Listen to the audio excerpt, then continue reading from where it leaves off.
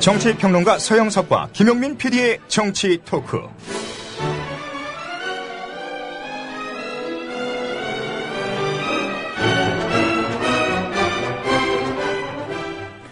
(2013년의) 마지막 날에 인사드립니다. 서영석, 김용민의 정치 토크로 오셨습니다. 속눈썹이 쑥쑥쑥, 코코아이 속눈썹 영양제, 끊임없는 수분감, 스노블 수분크림, 5분 만에 느껴지는 팽팽함, 주름 개선 RV 콜라겐팩.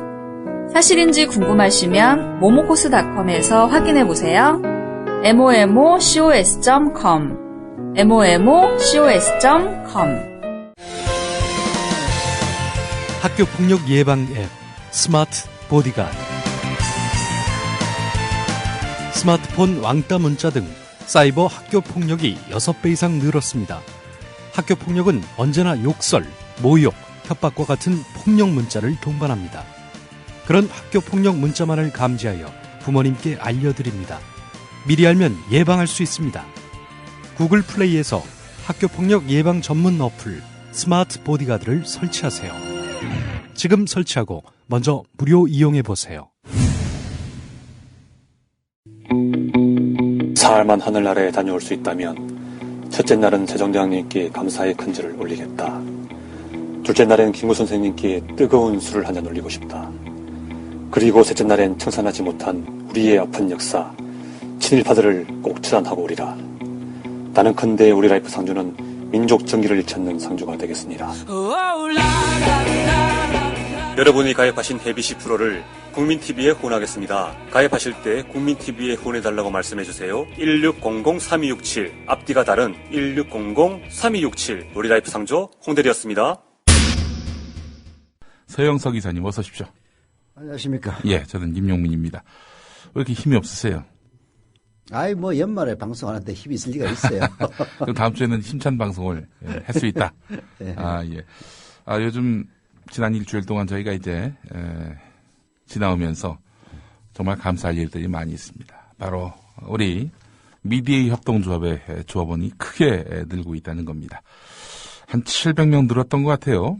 그 사이에 이 700명이라는 것은 단순히 예비 조합원까지 포함하는 영예 조합원까지 포함하는 게 아니라 출자를 완료하신 실질적인 조합원, 출자 완료 조합원만 700분이 넘었다는 겁니다. 한 800명 가까이 됐죠. 네, 그렇습니다. 이제 오늘 지금 이 시각 오후 4시 2013년 12월 31일 이제 2013년도 한 8시간 남은 거예요. 그러니까 보니까 8시간을 남겨놓은 지금 시점에서 우리 국민TV 조합원이 19,758명. 예. 242분만 더 추가가 되면은 네. 이제 2만이 시작되는 2만 거고. 시대. 예, 2만 하면은 이제 TV를 시작하게 되는 겁니다. 1년 동안 참 이렇게 물심양면으로 국민TV 발전과 성장을 위해서 함께 해주신 분들 내년 4월 1일 이제 그 기쁨의 보람의 그 수확을 거두실 때가 다가오고 있습니다. 기대해 주셔도 좋을 것입니다. 근데요. 예. 사실 이제 4월 1일 TV 방송을 위해서 네. 국민TV는 이제 일대 모험을 합니다. 예. 이게 그 20명 가까운 새로운 인력들을 뽑아서 이제 새해부터 출근을 시작합니다. 그리고 뭐 10억 원이 넘는 대규모 시설 투자가 이루어지죠. 예. 이것은 결국은 이제 국민TV가 진정한 TV 뉴스를 하기 위한 초석이기도 하지만은 예. 반대로 보면은 예. 일종의 커다란 모험이기도 합니다. 예. 이 모험이 성공을 거두려면은 조합원 여러분들의 적극적인 협조가 꼭 필수 요건이 되는데요. 네. 우선 조합원 여러분들이 더 많은 조합원들을 이끌어 오셔야만 성공을 하고요. 네. 기존의 조합원들은 예. 여유가 되시는 분들은 정자를 통해서 더 힘을 보태주지 않으면은 이 모험은 절대로 실패해서는 안 될 이 모험이 네. 실패할 수도 있다는 점 예. 우리 모두가 자각하고 있습니다. 네. 애청자분들 중에도 특히 그 팟캐스트를 통해서 저희 방송 들으시는 분들 중에도 지금의 언론 현실을 보면은 이거 그냥 내버려둬서는 안 되겠다라고 마음 먹으시는 분들이 많으실 겁니다. 감히 저희들이 요청하건대 저희를 대안으로 생각해 주시고 조합원으로 동참해 주시길 바라겠습니다. 왜 그러냐면 오늘 인터넷에서도 좀 화제가 되고 있습니다만은 CBS에 대해서 정부가 칼날을 들었습니다. 시사잡기 정관용입니다. 그리고 이 김현정의 뉴스쇼. 예. 이 프로그램을 보면은 여당 인사들도 많이 출연을 합니다. 이 김현정의 뉴스쇼 같은 경우 잘 안 나오는 황우여 새누리당 대표조차도 이렇게 출연을 하는 그런 방송입니다. 그러니까 이쪽 편 이야기도 듣고 저쪽 편 이야기도 듣습니다. 뭐 정확하게 얘기하자면은 정말 기계적인 중립을 취하는 방송이 바로 CBS인데요.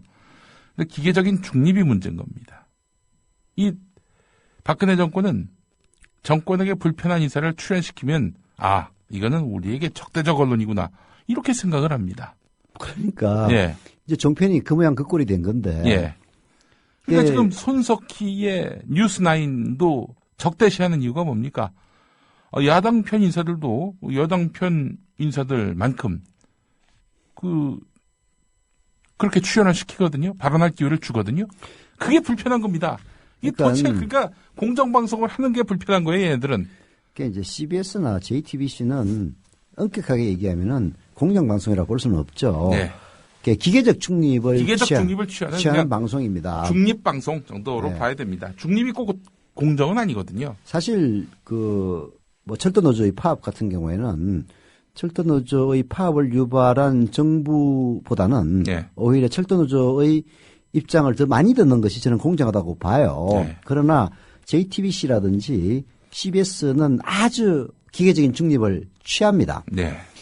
반대로 지상파인 KBS나 MBC 그리고 종편인 TV조선이나 채널A 네. 이런 경우에는 그야말로 박근혜의 마음에 쏙 드는 사람이 아닌 사람들은 일체 출연을 시키지 않습니다. 그렇죠. 이건 그야말로 편파적이. 예. 심지어 거짓말, 박근혜를 위해서는 박근혜에게 도움이 될 수 있는 거짓말마저도 여과 없이 출연을 시켜요. 이를테면은 5.18 광주 민주화운동 이게 여기에 광주 시민군 그 안에 북한 특수부대가 들어갔다라는 있지도 않은 사실, 허위 사실을 막 5.18 시즌에 맞춰서 그렇게 내보냈잖아요. 아니 그거는 사실 전두환 때도 그런 첩보가 일부 있었습니다만은 조사해 본 결과 완전히 이건 어떻게든 사실무근이니까 그때 만약에 북한군 특수부대가 와 있었으면은 예. 전두환 정권이 얼마나 많이 선전을 써먹었겠어요. 예. 당시 제가 듣기로는 저도 그때 기자였기 때문에 예. 기자는 아니었구나. 그때는 군대에 있었는데 제가 군대 말년이었는데 병장이었는데 네. 그때 얘기로는 그런 첩보가 일부 있었으나 조사해 보니까 전혀 사실무근이라서 곧 사라져버린 그런 이야기거든요. 예. 그러니까 조갑재 씨도 그건 아니라고 얘기했던 사안인데 그거를 내보냈잖아요. 그렇죠. 이상한 탈북자 한 명 데려다 와가지고 정권을 위해서는 정권의 적대적인 세력을 박살내기 위해서는 있지도 않은 사실, 허위 사실까지 끌어다 놓고 텔레비전에 방송하게 만드는 이런 저질 종편, 이 종편에 대해서는 별 이야기를 안 합니다. 그런데 걔들의 말하자면은 방송통신위원회의 공정방송의 기준은 예. 박근혜를 이렇게 하는 방송은 공정방송. 그렇죠. 박근혜에게 조금이라도 해를 끼치는 방송. 말하자면 기계적인 중립을 취함으로써 반박근혜적인 인물을 한 명이라도 출연시키면은 무조건 적대적인 방송. 이런 식의 가치 기준을 갖고 있는 모양이에요. 진정한 공정방송은요. 특히 이렇게 우리나라처럼 단 몇 %가 나라의 모든 권력을 쥐고 있는 이런 상황. 강자와 약자의 어떤 불균형이 심화된 세상에서는 진정한 공정방송은 약자 편에 서는 방송입니다. 여당 의견 반, 야당 의견 반, 보수 의견 반, 진보 의견 반. 이런 기계적 중립으로는 이 공정방송을 구현할 수 없는 거예요. 그렇죠. 우리의 말하자면 객관적 시각에서 보면은 CBS라든지 JTBC도 결코 공정방송이라는 걸 볼 수 없는 중립이죠, 중립. 기계적 중립을 취하는 방송임에도 불구하고 예. 방송통신위원회는 예. 그 CBS와 그 JTBC가 꼴배기 싫다고 예. 박근혜 편을 100% 안 드니까 그렇죠. JTBC에는 이미 징계를 하지 않았습니까? 징계에 들어갔죠. 중징계를 했죠. 예. 중징계를 했고 그리고 CBS와 RTV에 대해서는 이른바 보도에 허가된 이해의 보도 행위를 유사 보도 행위라고 보통 그럽니다. 네. 했다고 규제를 하겠다는 움직임을 보이겠는 거죠. 정말 네. 기가 막힌 일입니다. 한마디로. 일단은 CBS에게는 이제 TV 방송이 있고 네. 그 라디오 방송이 있는데요. TV 방송은 기독교 전문 채널입니다. 네. 여기서는 이제 시사 보도를 하기 어려워요. 허가 사항이 아니기 때문에. 근데 라디오 같은 경우는 CBS가 1954년 12월 15일에 개국을 했습니다. 개국 이래 지금까지 뉴스를 계속해 왔어요. 네. 중도에 이제 전두환이가 이제 뉴스를 못하게 하려고 한 7년 정도 이제 입을 틀어막은 적이 있긴 한데 뭐 그래도 결국 87년 말에 풀어줬습니다. 그 뒤로도 계속 뉴스를 하고 있고 그 CBS의 대표적 기자 하면은 또 뭐 변상욱 기자가 있고 민경준 기자가 있고 그렇지 않습니까? 이런 사람들이 있는 방송인데 아니 그러면 그 반세기 동안의 뉴스는 그럼 다 무허가 무비에나 그 뉴스였단 말입니까? 저는 뭐 이걸 떠나서 기본적으로 누구는 방송 뉴스를 할 수 있고 누구는 방송 뉴스를 할 수 없다. 이런 구분 자체도 잘못이라고 봅니다. 아니 지금 우리나라 TV를 보면요. 라디오도 그렇지만 뉴스를 하려면은 그 당국의 허가를 받아야 됩니다. 왜 이런 규제가 있는지 모르겠어요. 이를테면은 이런 거예요. 그 허가를 받아야 되려면은 이제 방송통신위원회로부터 허가를 받아야 하는데 방송통신위원회에서 인허가권을 쥐고 있는 사람들이 이제 상임위원 아닙니까? 5명 중에 3명이 여당 사람들입니다. 그러니까 결국 여당의 편에 서지 않는다면은 이 여당 편에 낙인 찍히거나 부정적으로 이렇게 인식이 될 경우에는 방송을 가질 수가 없는 거예요, 기본적으로. 그러면 결국에는 뭐 이거 권력의 입맛에 맞는 방송만 해야 된다는 거 아니겠습니까? 뉴스를 하려면. 자, 그렇다면 국민 TV는 어떻게 뉴스를 할 것이냐? 예, 저희는 이런 규제로부터 벗어나는 이른바 법 외 방송을 하려는 겁니다. 법 외 방송. 지금 이제 인터넷 뉴스, 인터넷 방송은 방송통신위원회의 규제 사항이 아니죠, 법적으로. 예, 방송이 아니니까 기본적으로. 네. 인터넷 방송은 이제 방송통신위원회가 규정하는 예. 전파를 이용한 방송이 아닙니다. 예. 이건 말하자면 인터넷일 뿐이죠. 인터넷 데이터죠. 네, 그렇죠. 예. 뭐 굳이 받는다면 정보통신법이라든지 이런 규제는 받긴 받는데요. 네. 최소한 방송통신위원회의 규제는 받지 않습니다. 근데 이제 이게 또 사실 좀 웃겨요. 방송통신위원회 그리고 그 산하의 방송통신심의위원회의 규제를 받는 지상파 방송들은 그에 반대급부로서 특혜를 줍니다. 예. 예를 들어서 광고를 준다든지 뭐 이런 여러 가지 혜택들이 있죠. 지금은 이제 그 언론재단을 통한 그 방송 광고가 좀 그 카르텔이 무너지는 이제 그런 측면도 있기 때문에 과거와는 많이 달라졌습니다만은 과거 그 언론재단을 통해서 방송 광고가 배분되던 시절에는 예. 쉽게 얘기해서 마이너 방송도 연간 광고를 몇억 원씩 받았어요. 예. 그게 이제 취지는 그런 식의 마이너한 방송을 보호 육성한다는 차원에서. 이를테면은 종교 방송, 뭐 지역 방송, 네. 이런 경우죠. 그래서 뭐 어떤 종교 방송의 경우에는 연간 10억, 20억, 30억의 광고를 떼주기도 했습니다. 예. 이제 그렇게 했었는데요. 그만큼 규제의 그 이면에는 혜택도 있었던 거죠. 그렇죠. 반면에 인터넷 방송은 어떤 혜택도 받지 않습니다. 예. 그 반대로 어떤 규제도 받지 않는 거죠. 예. 근데 이제 이 정권이 하는 꼬락서니를 보면은 아마도 국민TV가 인터넷 방송을 통해서 지금도 물론 많은 파장을 불러일으키고 있긴 합니다만은 예. TV 뉴스를 통해서 그야말로 방송 뉴스의 지행에 큰 변화를 불러일으킨다면은 그럼 바로 그때 또 칼 들겠지. 또 칼을 들 거는 뻔한 뻔짜입니다. 예. 물론 우리가 뭐 순순히 다 하지는 않겠습니다만은 예. 인터넷 방송을 규제하려면 또 복잡한 여러 가지 그 역학관계가 있어요. 저희는 한마디로 말해서 이런 날이 올 줄 알고 일찌감치 법 외 방송의 길을 택했고요. 그렇게 해서 법 외 방송의 길을 걷다가도 어느 날 칼을 뽑을 수 있단 말이죠. 네. 거기에 대응할 수 있는 모든 대응수를 준비해 놓았습니다. 그래서 협동조합을 하는 겁니다. 그렇습니다. 협동조합은 말하자면 출자한 조합은 모두가 주인이고 네.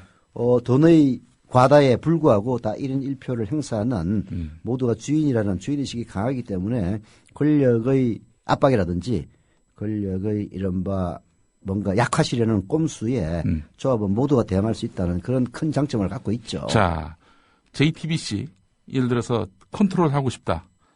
홍석현 회장 한 명만 공략하면 됩니다. 그렇죠. 근데 이 미디어 협동조합은 2만 명을 다 공략을 해야 돼. 이게 불가능합니다. 네. 뭐 저 공략해봐 아무 소용없어요. 그렇죠. 예를 들어서 저를 공략해도 예를 들면 알았어요. 잘못했어요. 그러면 앞으로 잘할게요. 그런들 무슨 상관이야 그게. 그러면은 뭐 방송 아웃이지. 방송 아웃이지. 그만둬야지. 네. 맞습니다. 그렇기 때문에 미디어 협동조합 조합원이 늘면 늘수록 미디어 협동조합의 모든 방송 콘텐츠의 자율성, 독립성은 보장이 되는 것입니다. 그렇죠. 그래서 예. 많은 분들이 조합원으로 가입하고 많은 분들이 출자를 해서 더 큰 힘으로 거듭나지 않으면은 예. 이런 권력의 무자비한 전횡을 막을 수 있는 언론 사라지는 겁니다. 네. 뭐 CBS라든지 RTV도 이런 식으로 압박을 가하면요. 예. 그 목소리는 줄어들 수밖에 없어요. 네. 생존이 걸린 문제거든요. 그렇죠. 그 전파 제어가권을 방송통신위원회가 갖고 있습니다. 네. 과거 경인방송 같은 경우에는 제어가를 취소해가지고 경인방송 ITV, 예. ITV였죠. 예. 경인방송 아니었나? 경인방송 맞습니다. 경인방송 맞죠. 예. ITV는 사라졌습니다. 그리고 지금 다시 OBS로 제어가를 받았죠. 네. 이미 주인은 바뀐 상태에서 예. 그런 식으로 전파 송신 제어가라는 거는 뭐냐면은 그 채널을 줄 수도 있고 걷어들일 수도 있다는 얘기예요. 네. 그러면은 CBS 같은 경우에 만약에 방통위가 규제를 하기 시작하면은 자기의 존폐 문제가 걸려있기 때문에 아무래도 약화될 수밖에 없는 겁니다. 예. 우리는 대한민국 인터넷을 망가뜨리지 않는 한은 예. 어떤 방식으로든지 방송이 가능하기 때문에 그런 규제가 들어올 수가 없는 거죠. 파급력이 크지 못하는 어려움도 있다. 이렇게 지적하시는 청취자도 계시네요. 그러니까 일반 케이블이나 지상파망을 통해 나가야 이 위력이 있을 텐데 네. 인터넷 안에만 있으면 이게 좀 한계가 있지 않느냐라고 보시는 분들도 있는데요.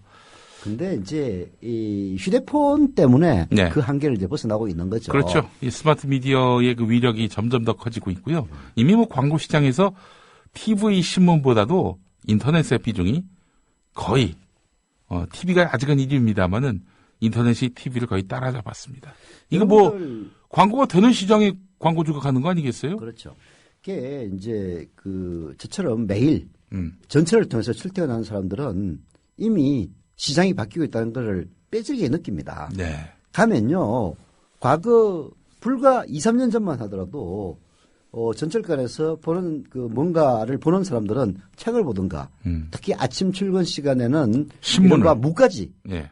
무까지를 봤어요. 예. 요즘은 그런 사람 단 한 명도 없습니다. 다 휴대폰을 보고 있어요. 네. 휴대폰으로 보면은 소설 보면은 젊은 사람들은 미디어 다음이라든지 예. 그런 거 뉴스 체크를 하고 있고 나이 드신 분들 여자분들은 심지어는 휴대폰으로 드라마 청취를 합니다. 네. 영화를 봅니다. 네. 그러니까 미디어가 휴대폰으로 가면서 쉽게 얘기해서 지금의 기존의 언론 카르텔은 이미 깨지고 있는 상태죠. 네. 미디어협동조합 국민TV가 전파 채널을 받지 못하면서도 뭔가 몸부림을 칠 수 있는 그 바탕에는 스마트폰의 수만 대 보급이라는 네. 이 환경이 도사리고 있는 거죠. 그래서 전파를 우리가 가지면은 물론 좋죠. 예. 그러나 이 정권 하에서는 방송통신위원회가 이미 준 CBS라든지 RTV도 걷어들이려고 온갖 꼼수를 부리고 있는 이런 판에 저희들한테 주겠습니까? 절대로 안 주죠. 박근혜 정권 하에서는 절대로 받을 수가 없다는 얘기입니다. 또 방송 TV 뉴스가요. 하루아침에 되는 게 아닙니다. 팀워크를 갖추고 조직력을 갖추고 또 그동안 방송 취재 과정에서 축적한 이런 화면이라든지 취재 노하우 이런 것들이 쌓이고 쌓여서 결국 양질의 뉴스 보도가 가능하거든요. 그렇죠. 그러니까 자. 우리는 이런 규제 밖에서 계속 훈련하고 연습하고 이런 과정을 거쳐서 뭐 정권이 바뀌면은 지금 사실 특히 종합편성 채널 같은 경우에는 너무나도 왜곡되어 있는 환경 아닙니까? 예. 도무지 특정한 그 정치 세력의 편향적인 그런 쪽만 네 군데 허가를 내주지 않았습니까? 예. JTBC가 그 궤도에서 살짝 벗어나고 있기는 하는데요. 네. 사실 JTBC도 쭉 보면은 손석희 사장이 직접 출연하는 9시 뉴스만이 그런 대로 괜찮을 뿐 예. 나머지 보면은 다른 정편하고 다를 거 별로 없어요. 예. 그렇습니다. 이게 너무나도 왜곡되어 있기 때문에 정권이 바뀐다면은 이 종합편성 채널에도 좀 진보적이고 개혁적인 매체가 진출할 수 있을 겁니다. 예. 그래서 저희들은 준비를 하는 거죠. 예. 나중에 그런 채널을 받을 수 있는 날도 올 겁니다. 예. 그러나 그것은 이 정권 하에서는 안 된다는 얘기죠. 프로젝트 그룹이 아니라요. 저희가 10년, 100년을 내다보는 언론 지형을 바꾸는 혁명적 미디어로서 서기 위해서 출발을 했습니다. 여기에 동참하실 분들 지금 국민TV 홈페이지 KUKMIN.tv 국민TV 홈페이지 들어오시면은 상단에 조합원 가입하기가 있습니다. 여기 클릭하시고요. 이렇게 가입을 해주시면 감사하겠습니다. 19,759명 한 분이 또 늘었네요. 네. 예. 겨우 한 명 늘었습니까? 이렇게 20분 열심히 떠들었는데 말이죠. 자, 노래 하나 듣고. 음악이 아니라 광고 듣고. 광고를 듣고. 예. 듣는 동안 가입할 수 있는 시간을 좀 드립시다. 예. 국민TV 라디오 청취자분들을 위한 대한민국 최고의 민간 싱크탱크 김광수 경제연구소의 특별 이벤트.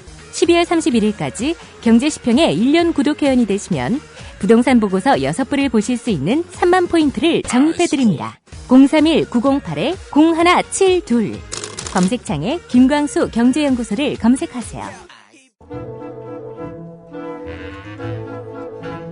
제 딸을 위해 만들었습니다. 뾰루지가 안 나게 자극을 없애고 순하게. 제조시 파라벤, 타르, 계면 활성제, 인공 향료도 빼고 피부 호흡을 방해하는 실리콘 성분도 빼고. 아빠가 딸을 위해 만든 화장품 지니 내추럴. 검색창에 지니 내추럴을 검색하세요. 안전한 원료, 합리적 가격, 건강한 피부, 3가지 소원을 들어주는 지니 내추럴. 지니 내 소원을 들어줘.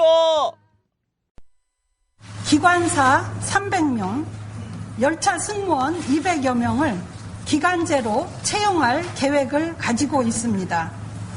인턴 교육 이수자 및 경력자 중에서 채용하여 소정의 교육을 마치면 1월 중에 현장 투입이 가능할 것입니다. 네, 문제는 체포영장을 집행하는 과정에서 체포 당사자가 그 현장에 있는지를 확인하지 않은 채 구속영장이 없는데도 불구하고 그 건물을 불법적으로 수색을 하고 그 과정에서 게다가 문을 정상적으로 열고 들어간 것이 아니라 해머나 여러 가지 도구를 이용해서 부수고 들어갔었던 거죠. 그 과정들은 모두 다 불법이었습니다. 그러니까 수색영장 없이 들어간 거죠. 예. 네. 게다가 수색영장을 신청을 했었던 겁니다. 원래는. 근데 그 법원에서 수색영장을 기각을 했다는 것은 그 경향신문사 건물, 민주노총 건물 안을 수색하는 것을 그렇게 불법적으로 난입할 수 있는 상황들까지 고려해서 그 건물 앞이나 어디 그 수배자들이 있을 수 있는 곳에서 기다렸다가 체포를 하는 것만을 허용한 것이라고 해석할 수 있을 것 같습니다. 네. 네, 최연혜 코레일 사장. 오늘 국민일보는 이 최연혜 사장을 원칙을 지킨 철의 여인이다 이렇게 표현을 했더군요. 철의 여인. 아니 네. 원칙을 지킨 철의 여인이 그러면은 철도 노조 파업을 멈추게 만든 정치권의 여야 협상을 주도한 김무성은 그럼 뭡니까? 그 철의 여인을 갖다 망신시킨 사람이야? 참. 그런 김무성은 또 얼마 전에 그 최연희한테 대처처럼 잘 대처한다. 이렇게 또 격찬을 했었단 말이죠. 예. 이게 결국에는 김무성도 원래는 이제 철도노조가 저러건 말건 신경 안 쓰고 때려잡을 그런 태세였는데 이제 경찰이나 이런 공권력을 동원해서 지난 주말에 어마어마한 촛불을 보고 이거 큰일 났다. 또 크게 우리가 위기를 만날 수도 있겠다라고 판단을 해서 잽싸게 움직인 거 아닌가?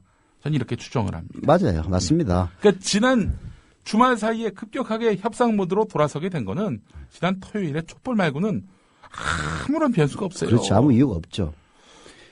그게 이제 박근혜 정권의 전매 특허 수법이 뭐냐면은 그게 내부 이적을 만드는 겁니다. 그 내부 이적은 좀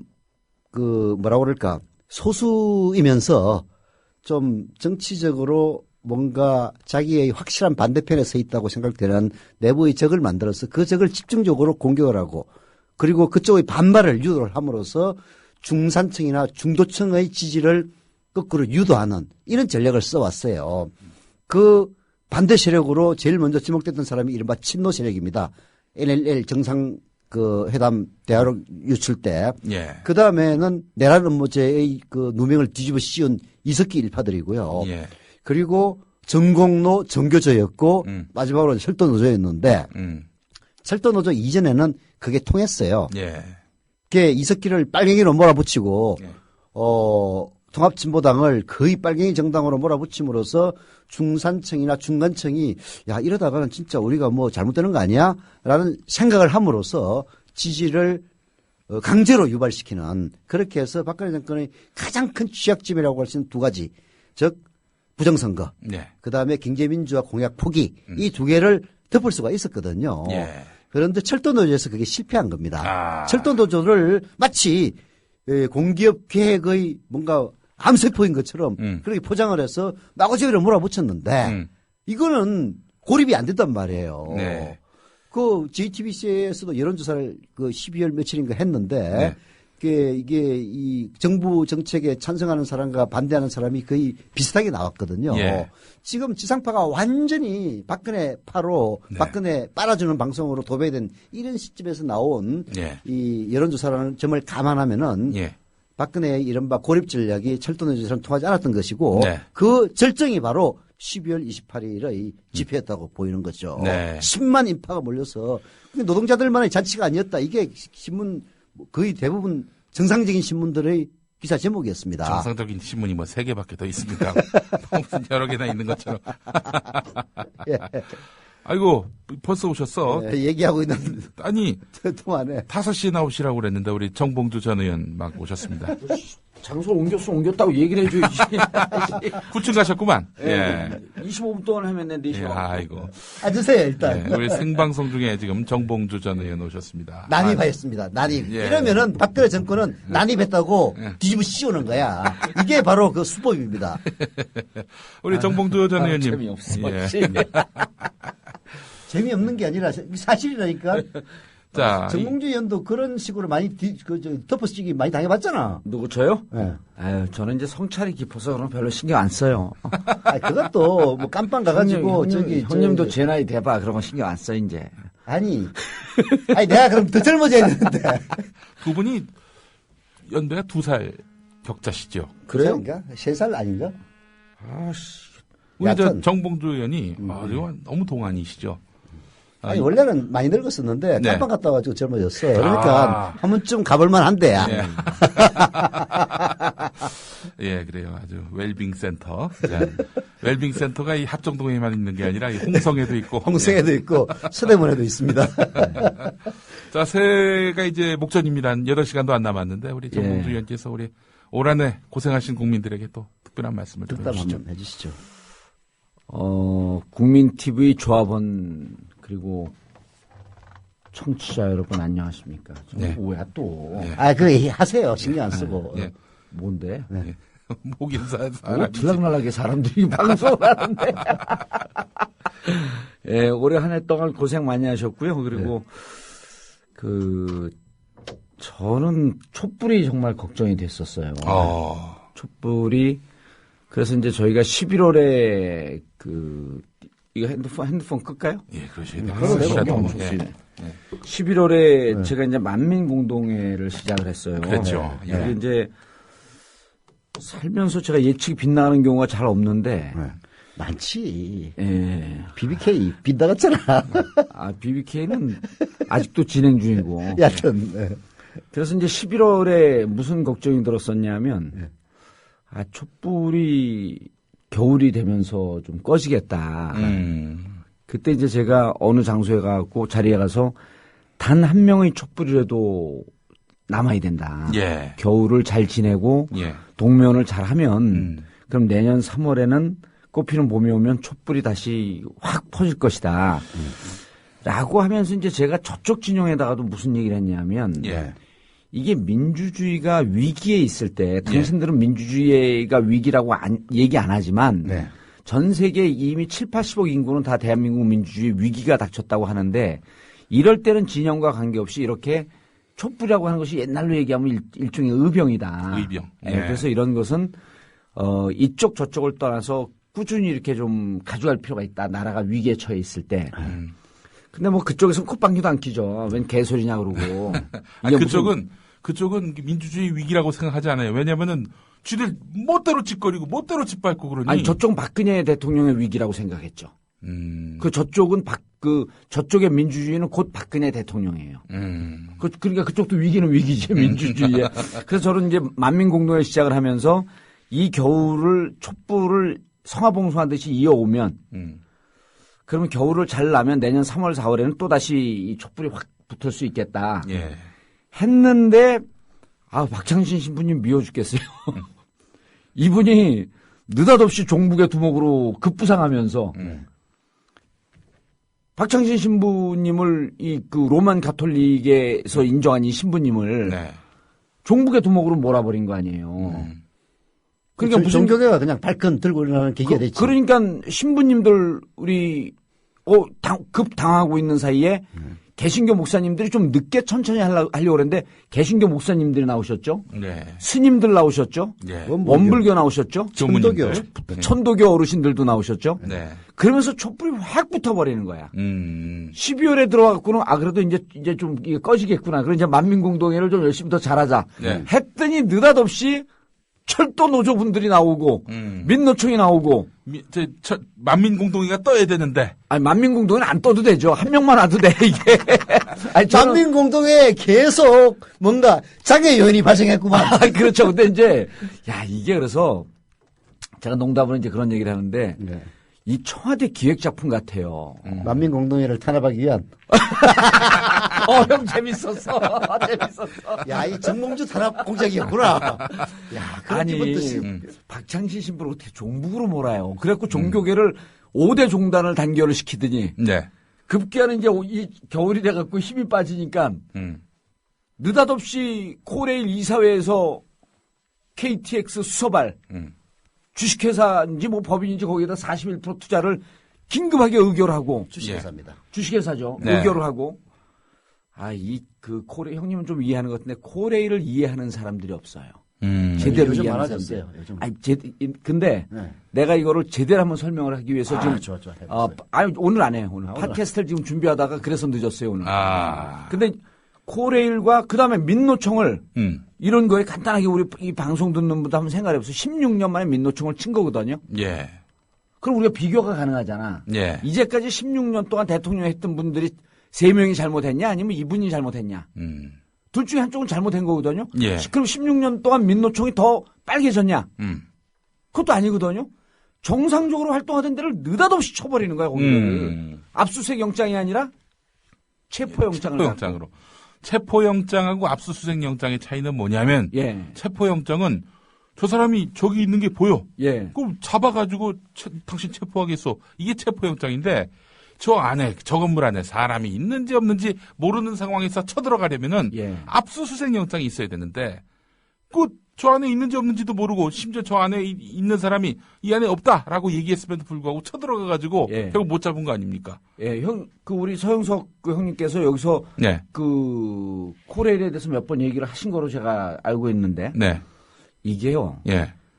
제가 정치 문화 지체 현상이라고 이 새누리당과 현 정권은 정치 문화 지체 현상을 앓고 있다. 왜 그러냐면 거기 분명히 있었거든요. 있으셨어요? 아니, 그 노조 지도부가 있었어요. 그 수색할 때? 아니, 있다라고 하는 정보를 갖고 그거를 급습하기로 결정을 한 거죠.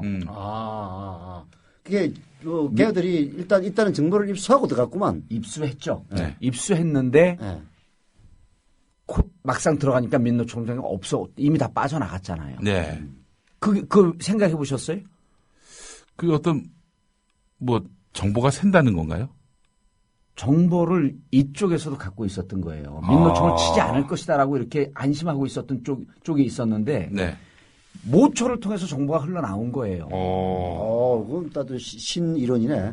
신이론이 아니고 우리가 이게 철권으로 지금 이 상황을 제압한다 그러지만 이 상황이 국민들의 의식은 이미 21세기 대한민국 민주주의가 위기를 처해 있다고 하지만 이 국민들은 문민정부 시절서부터 해갖고 민주주의를 수십 년 동안 경험을 한 거예요. 어느 현상이 빚어졌냐면 이 파업을 철회하고 예. 국회에서 소위 구성하기로 합의하고 파업을 철회하기로 결정했잖아요. 네. 그래도 파업을 철회해도 우리는 이 지도부 수배당하고 있는 이 수사 자기들이 이제 체포하겠다고 했던 네. 이 지도부를 여전히 원칙대로 체포하겠다 했는데 민주당 안에 누가 있었는 줄 아세요? 지금도 있죠. 처장이 있죠. 처장. 예. 노조 사무처장. 노조 사무처장 지금도 있죠. 민주당 안에. 뭐라 있어요? 예, 있죠. 지금도. 네. 얼마나 이 세상이 변했냐 하면요. 네. 그 앞에 카페에서 커피 한 잔 마시고 있는데 저는 처장이 있는지도 몰랐어요. 예. 근데 어느 분들이 두세 명이 오더니 의원님 커피 한 잔 드시겠어요? 그래서 나 지금 마시고 있는데 무슨 내가 커피 귀신인 줄 아냐. 그랬더니 힘내세요. 그러다가 예 감사합니다. 늘 도처에 팬들이 있으니까. 근데 1인 시위하고 난 다음 더 많은 사람들이 막 격려해주고 그래갖고 요즘은 조금 불편해 다니기가. 일단 뭐 나쁜 짓은 못하겠네. 형 원래 난 나쁜 짓 안 해. 왜 이렇게 사람으로 몰아대. 감옥도 갔다 오신 거예요? 에이, 나쁜 짓 했으니까 감옥 갔다 왔지. 아무나가? 그건 맞아. 세상에 흉악범도 할 수 있는 가석방도 못 당하고. 그러니까. 만기 다 살고. 그리고 왜 작년에는 왜 윤달이 있었고 366이래요? 게다가 366일이 있었던 거야. 게다가 또 감옥에서 5분 늦게 나왔어. 5분 더 살았어. 그러면 일단 계산해가지고 돈 받아야 되는데. 기자님 그때는 나오기가 결정됐으니까 느긋하게 5분 늦게 나오는 게 이게 또 즐기더라고. 근데 어쨌든 그분들이 서너 분이 인사를 하고 커피를 마시고 저 있는데 인사한 그분들 중에 한 분이 쭉 와요. 네. 그러더니 이건 뭐 명함을 드려도 될까요? 그러더니 네. 명함을 주는데 예. 경찰 정보과 직원이에요. 경찰 정보과 행사가 예. 민주당사 앞에 있는 커피숍에 지금 체포하려고 대기하고 있는 중이에요. 대기하고 있었구만. 대기하고 있는 중인데 의원님 팬입니다. 네. 그리고 낙검수 팟캐스트 다시 한다고 하는데 기대됩니다. 이게 여러 가지 말이 오갔어요. 네. 정작 중요한 건 뭔지 아세요? 네. 제가 나가면서 오늘 체포 작전이 실패로 끝났으면 좋겠습니다. 네. 그랬어요? 예. 그랬더니 그렇게 되겠죠. 이게 위에서 명령을 때렸지만 예. 이분들이 민영화 반대하는 것이 얼만큼 국민들의 지지를 받고 있는지 이게 민주주의 현주소고요. 보세요. 촛불을 드니까 어떻게 할 겁니까 이거를. 만나고 영석이 형 안녕하세요? 그럼 나 안녕 못해. 이거는 21세기에 아주 문화적으로 성숙된 우리의 투쟁 방식이거든요. 이걸 어떻게 잡습니까? 전 세계 촛불 가는데 뭐 국정원을 전 세계에 풀 거예요? 이게 안 되잖아요.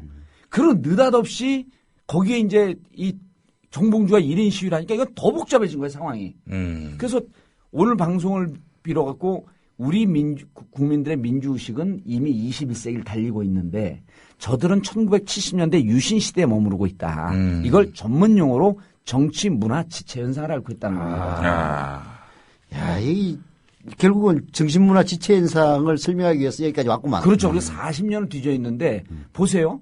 제가 MB 각하 사무실 앞에 가고 1인 시위를 하니까 그 뒤에서 지금 시민들이 계속 하잖아요, 날마다. 그래요? 계속 이걸 계속 이어지고 있습니까? 계속 이어지고 있어요. 언제까지 이어질 계획이냐면 3월 15일이 토요일입니다. 그날까지 하는데 3.15 부정선거인데. 그렇죠. 21세기 3.15 부정선거를 3.15 부정선거를 상기하자. 그래서 3월 15일 날 논현동 각하집 앞에 아니, 지금은 사무실 앞에요. 사무실인가? 네, 삼성동 사무실. 삼성동 사무실 앞에. 각하 집 앞에는 경비원들이 지키고 경호원들이 지키기 때문에 안 되고. 뭐 그냥 업어치기 하면 당하잖아요, 우리가. 그렇죠. 그러니까 사무실 앞에 예. 그 12층인데 12층에는 팻말도 없어요. 팻말도 없어요. 그냥 벼 있어요. 오, 쪽팔려가지고 팻말도 안 붙여놨어. 그러니까 유령 인간들이 있는 거야. 근데 3월 15일까지 쭉 하는데 우리가 이래요. 토요일, 일요일은 안 해요. 주일은 안 해요. 왜냐면 또 교회 다니는 사람들도 있고 그렇기 때문에 주일은 안 합니다. 설마 정봉주 팬카페에서 하는 건 아니겠지?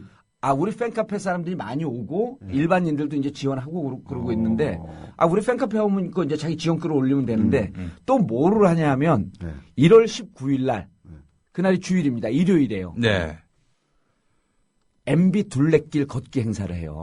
MB 둘레길? 예. 그건 뭐죠? 삼성동 사무실에서부터 MB 자택까지 쭉 도는 거예요. 이게 마치 그 구약성서에 여리고성. 그래서 여리고성 함락작전이에요. 예. 여리고성 함락작전을 기억하며 그날 작전명은 검은 고양이 네로입니다. 고양이가. 예, 그리고 참여하는 모든 분들은 10,000원의 회비를 내야 되고 예. 회비 내고 이 둘레길 행사하는 거예요. 그러면은 국가기관으로부터의 신변 보장을 위해서 검은 고양이 가면을 증정합니다. 이거를 어떻게 잡겠어요? 네. 이게 뭐가 위반이지? 아니, 뭐, 아무 위반도 아니죠. 아무 위반도 아니죠. 네. 그래서 이렇게 재밌게 문화적으로 좋은 행사를 하는 것을 어떻게 잡겠냐. 그런데 이제 사람들 어제도 민주당 갖고 왜 MB 청문회를 안 하냐. 네. 제가 그랬더니 전선이 분산된대요. 예. 그래서 민주당 싫어 그래서. 그러니까 전선이 분산된다 하면 지금 예. 박근혜 대통령에게 각을 세워야 하는데 예. MB 다 이제 죽은 권력이 된 MB를 상대로 해서 각 세우는 거는 이거는 뭐 너무 전선이 분산되는 것이고. 예. 그런데 국정원 부정선거는 이명박과 박근혜를 연결시키는 아주 중요한 골인데 예. 이걸 갖다 분산시킨다고 얘기하면 말이 안 되지. 그렇죠. 이명박이 국정원이 부정선거를 하는 주범이 원세훈 아닙니까? 예. 원세훈이 누구 신복이에요? 이명박 신복 아니에요. 그리고 이제 이명박이 관권 부정선거의 총책임자일 가능성이 대단히 높은 상황에서. 그렇죠. 이다 그러면 안 돼. 이다 그러면 우리가 허위사실 유포로 가는 거니까. 가능성이 나 가고 높다. 싶어. 근데 이제 형님 상당히 아주 예리하게 잘 지적하셨는데 제가 쭉 추적을 했어요. 이제 근거를 갖고 얘기를 해야 되니까. 그렇죠. 네. 그래서 문민정부 시절에 대통령과 동등한 수준에 있었던 사람. 그다음 국민의 정부 시절에 소통령. 누구라고 이제 뭐 구체적으로 안 봐. 그러니까 아주 핵심적에 있던 분들. 그다음에 참여정부 시절에 있던 어제는 이제 천호선 정의당 대표하고도 물어봤어요. 대변인 하셨던. 그 이제 두 가지 가능성이 있는데 원세훈 국정원장이 MB의 핵심 측근 아니에요. 예. 근데 원세훈의 성격상 일의 업무 스타일상 네. 주로 예스맨이기 때문에 지시한 것만 한다. 지시한 것만 한다. 네. 이게 그 사람 자체는 이미 공무원 출신이기 때문에 예. 그렇게 어마어마한 그런 범죄를 저지를 위치에 있지 근데 않아요. 이동관 아니에요. 이동관 수석이 예. 12월 19일 날 예. 근거 없는 얘기다 이랬어요. 대꾸할 가치도 없다. 그러면 이렇게 가는 대꾸할 가치가 없는 게 대꾸할 방법이 없겠지. 이렇게 생각해 볼 수 있어요. 네. 원세훈이 만약 예. MB에게 보고하지 않고 예.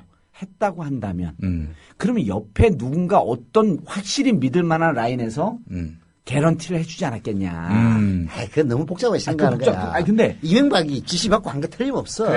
원세훈이가 누군데 국가정보원장인데 그 대통령 지시를 안 받으면 누구 지시를 받아요. 깜짝이야. 네. 자, 그래서 김윤옥 지시를 받았겠어? 그래서 9월 2일에다가 주목을 한 거예요, 제가. 9월 2일이 MB와 박근혜 회동 단독 회동 아니에요. 네. 12시 후보 되고 나서 단독 회동한 거죠. 후보 되고 나서. 그렇죠. 그래서 처음에 청와대하고 만나는 것을 캠프 측에서 거부를 했어요. 왜냐하면 선거법 위반의 위험이 있으니 안 만나겠다. 그런데 이러저러 하고 그러다 결국 단독 회담을 합니다. 단독 회담을 하는데 단독 회담에서 나온 결론이 4개예요. 그래서 제가 강태민이라 그런 거거든요. 강력범죄 예방, 태풍, 그다음 민생경제. 아니 이거를 둘이 비밀리에 얘기할 이유가 있나요? 전혀 없죠. 전혀 없죠. 그리고 나서 박근혜 당시 후보는 뭐라 그랬냐면 향후 100일 동안 특별 안전기간을 선포해줘라. 그리고 그것을 정부 측에서 받아들였다. 아니 특별 안전기간 선포하는데 이게 뭐가 비밀회동이에요? 그래서 또 파고 들어갔죠.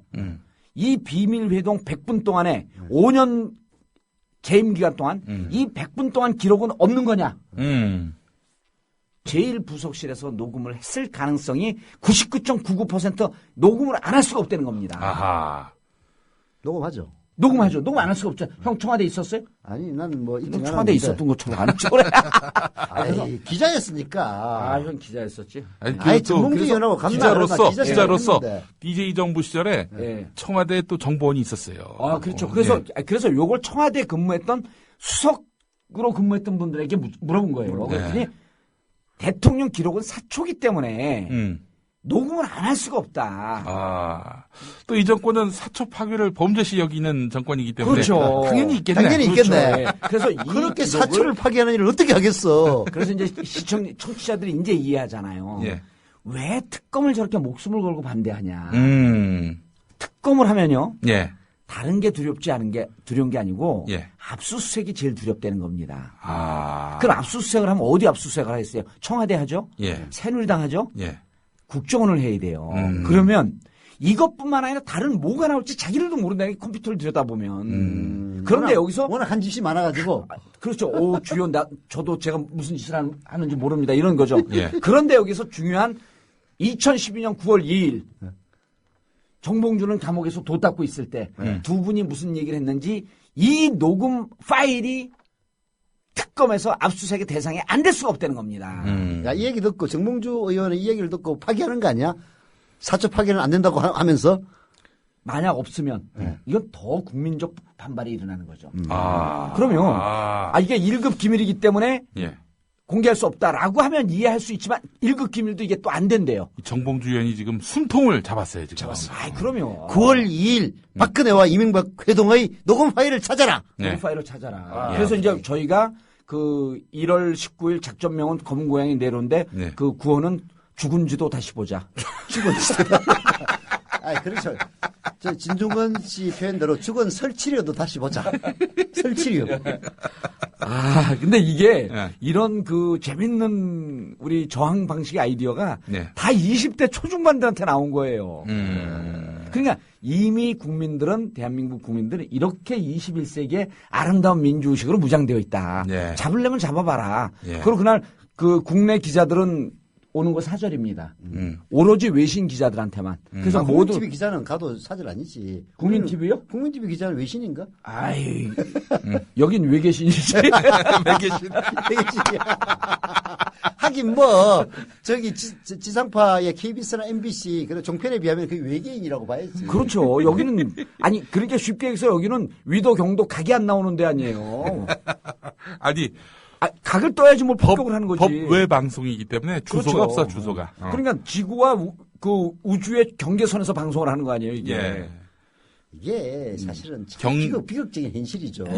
이런 방송이 정상적인 방송인데 오로지 박근혜를 위해서 충성하고 박배 청가를 부르는 그래서 뭐 날씨가 한 5곡지 6곡지 나오는 이런 방송이 대한민국의 지상파라고 MBC, KBS라고 있다는 게 정말 쪽팔리는 현실 아닙니까?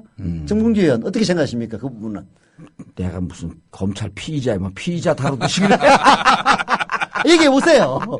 아니 그런데 나가려고 지금 저기 말 사리지 말고. 그래서 이제 이거예요. 지금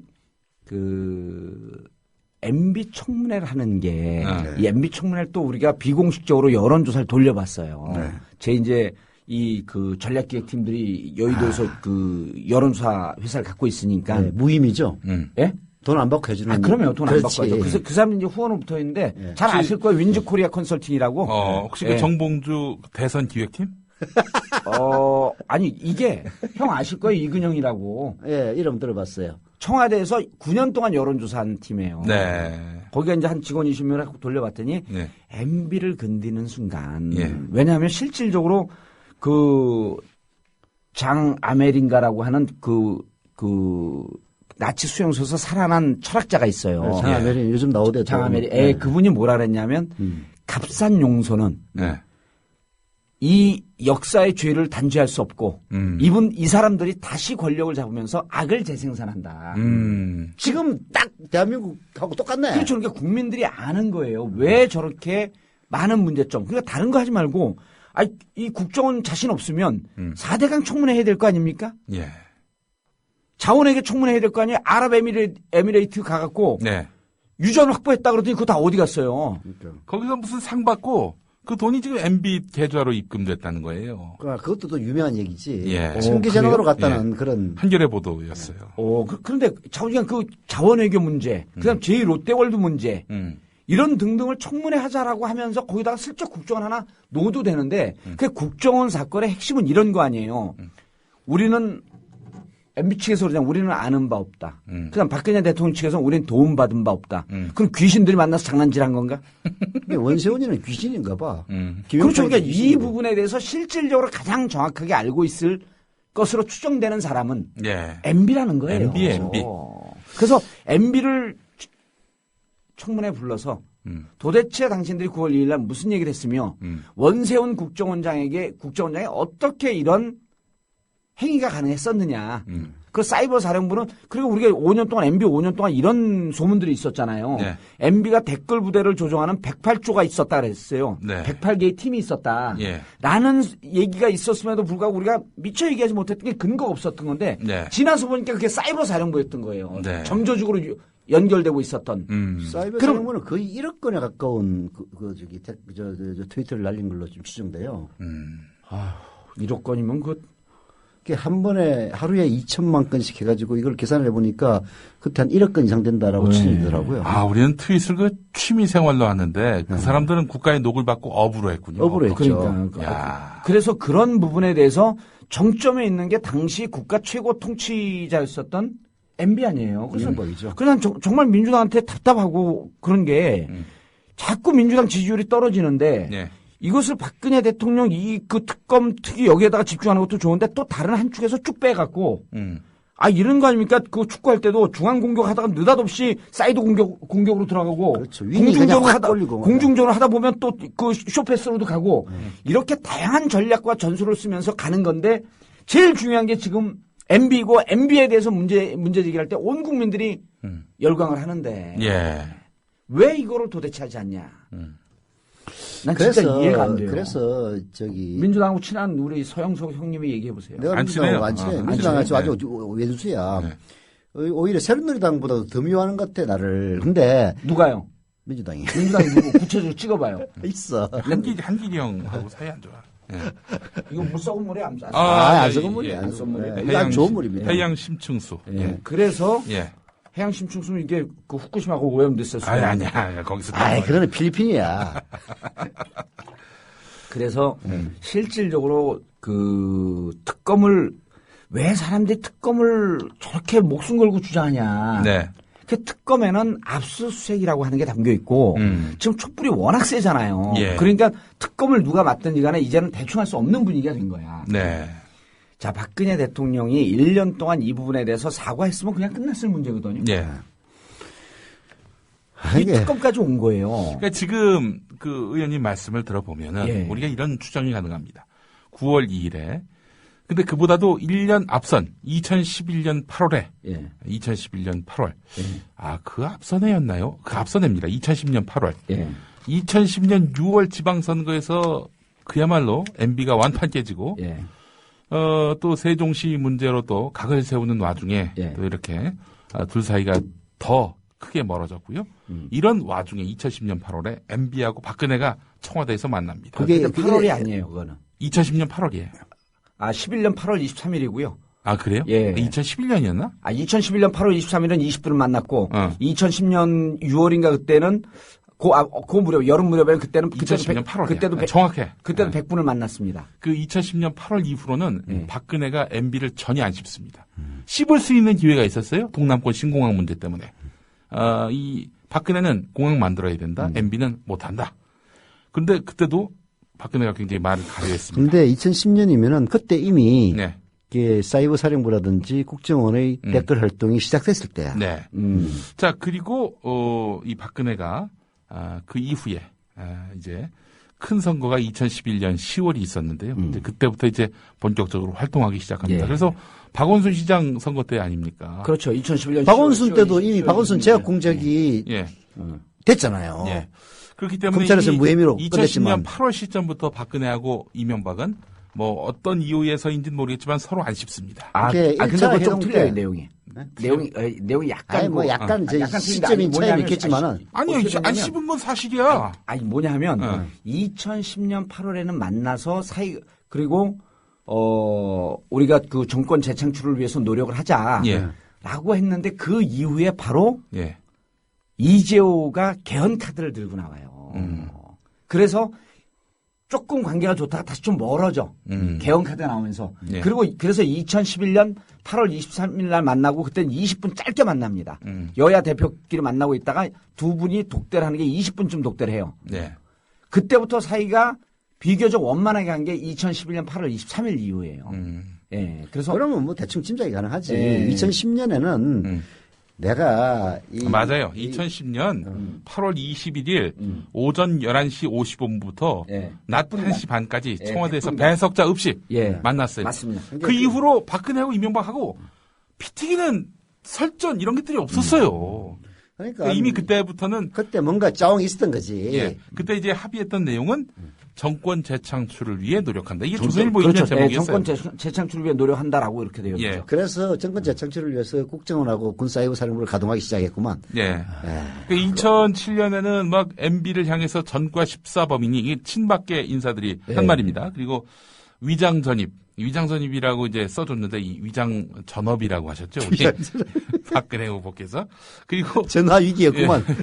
BBK로 막 공격을 했단 말이죠. 이 정봉주보다 더 세게 BBK 공격을 했었어요. 2007년도에 그랬죠. 예, 2008년에는 또 친박계 그 의원들이 아주 그야말로 공천 학살을 당했죠. 국민도 섰고 저도 속았습니다. 뭐 이런 말을 했었고. 그게 2008년인가요? 네, 그게 2008년이요. 2009년에는 또 어떻게 이런 일이 있을 수 있는가? 뭐 이러면서 이번 사건은 정치의 수치다. 이런 식으로 해가지고 이제 이상득 의원의 정치 개입 논란에 대해서 박근혜 당시 의원이 문제 삼았고요. 그러다가 이제 이명박 대통령에 대해서 이제 세종시 수정안에 대해서 내놓는 그런 이명박 대통령에 대해서 잘 되는 집안은 강도가 오면 싸우다가 멈추고 강도를 물리치고 다시 싸운다.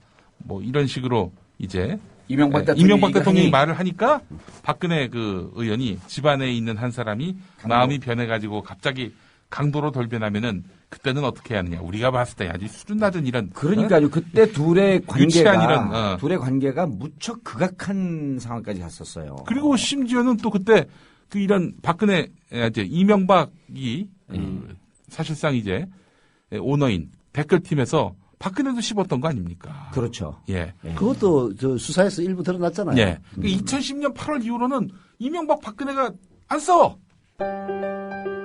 더불어 행복한 세상. 너와 나의 꿈이